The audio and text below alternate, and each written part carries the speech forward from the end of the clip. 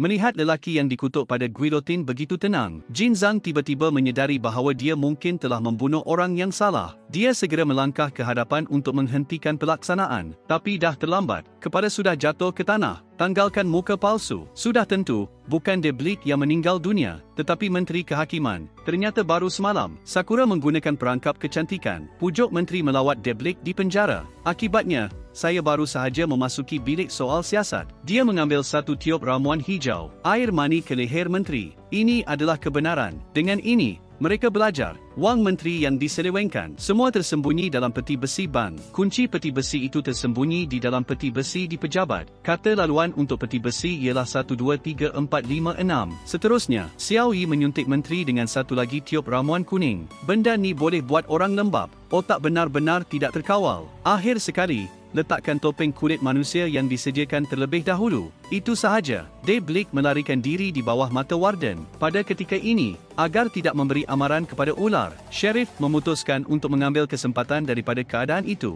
Diumumkan bahawa Deblik telah dihukum bunuh. Diam-diam, dia bersiap untuk menangkapnya. Dan Deblik masih tidak tahu bahawa dia telah didedahkan. Dengan muka Menteri, menyombong masuk ke pejabat. Buka peti besi dan dapatkan kunci peti besi bank. Hendak pergi. Sheriff memanggil setiausahanya. Dia memberitahu setiausaha perkara sebenar. Dan biarkan dia berpura-pura tidak tahu apa-apa. Tahan Debrik. Malangnya, semua ini kebetulan didengari oleh Debrik. Menyedari pendedahan identiti, dia dengan tegas melarikan diri melalui pintu belakang. Dia kebetulan lalu oleh polis yang datang untuk menangkapnya. Kerana identiti telah terbongkar, dia nak berlagak jadi menteri lagi. Tidak mustahil untuk pergi ke bank untuk mengutip wang yang dicuri dengan cara yang jujur. Jadi dia membuang kunci itu. Mula melaksanakan pelan B. Pertama, Xiao Yi berpura-pura menjadi wanita kaya. Datang ke bank untuk menyimpan lukisan terkenal. Kemudian ambil peluang. Ketahui tentang sistem keselamatan bank anda. Ia berlaku bahawa pengurus bank adalah seorang yang jujur. Untuk membuktikan bahawa bank anda amat selamat, beritahu saya segala-galanya tentang struktur perbendaharaan. Smart Sakura menulis ini satu persatu. Akhirnya, berikut adalah ringkasan. Dan yang paling penting, itu dia. Jangan sekali-kali menggunakan dawai berduri di antara dinding luar dan peti besi.